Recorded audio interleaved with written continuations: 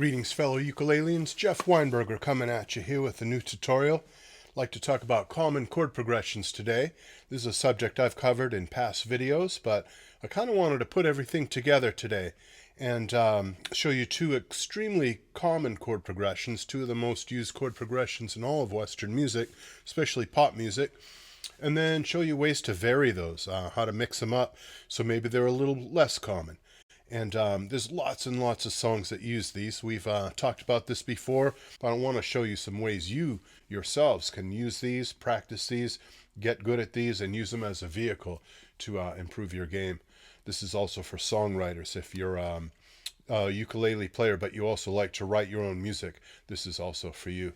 So the first chord progression, the one I was playing at the beginning, you probably recognized it. It's in so many popular songs these days. It goes 1, 5, 6, 4. And for those of you at home that are not sure what I'm talking about with those numbers, 1 refers to the tonic. It refers to the first chord of the key. In the key of C, that would be a C chord. 5 is the 5 chord, G, C, D, E, F, G. Chord number 5. It's literally that simple. If you can count on your fingers using Arabic numbers, then you can figure out this basic music theory, this harmony. So the 1 chord, the 5 chord, the 6 chord, which happens to be minor, A minor, and the 4 chord, which happens to be F. There's some things to notice about these chords too. C does kind of sound like home base. That seems to be where everything gravitates back toward. Even if it goes far away from there, it always goes back to C. The 5 chord has a bit of tension to it. A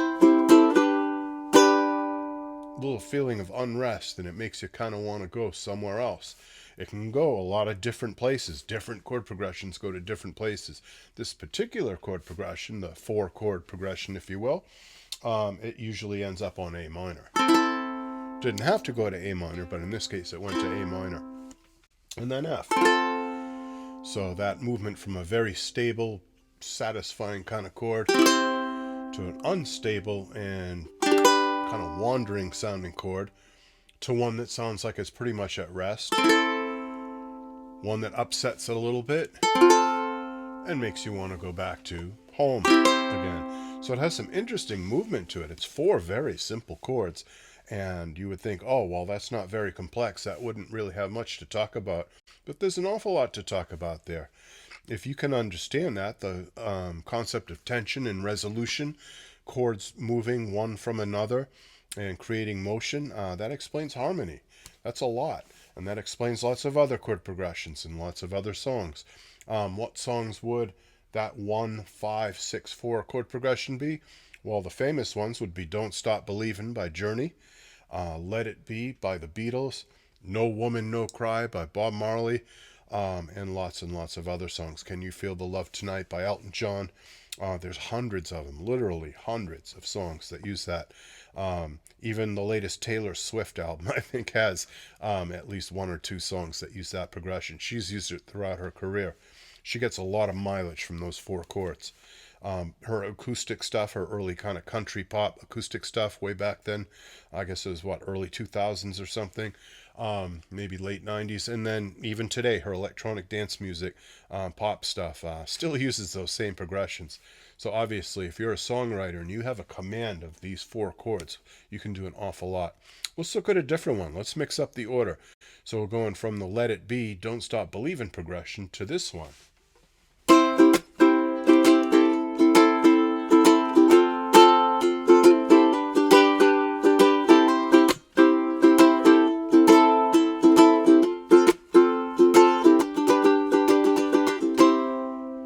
So that has a totally different vibe to it. That no longer sounds the same.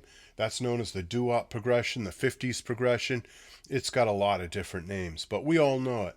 We know it especially from songs like maybe Stand By Me, doo-wop type stuff. We know it from Blue Moon. That goes way back to the 30s, but most people know the 50s version of Blue Moon. Heart and Soul, that piano piece that a lot of people play. That's got it. Lots and lots of great songs use that, the 50s progression. That's just the same 4 chords as the Journey slash Elton John slash Let It Be progression, but it mixes up the order.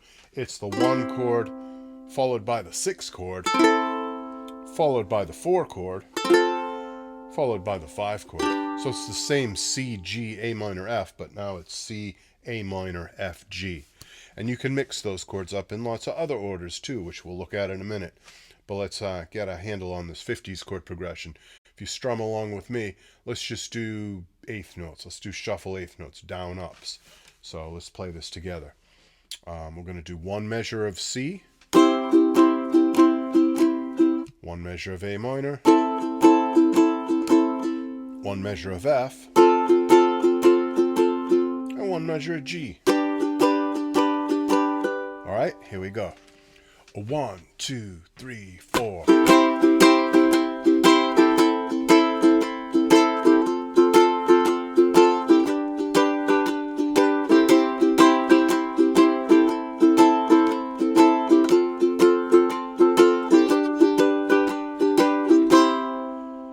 And there you have it. That was pretty easy. That wasn't too bad.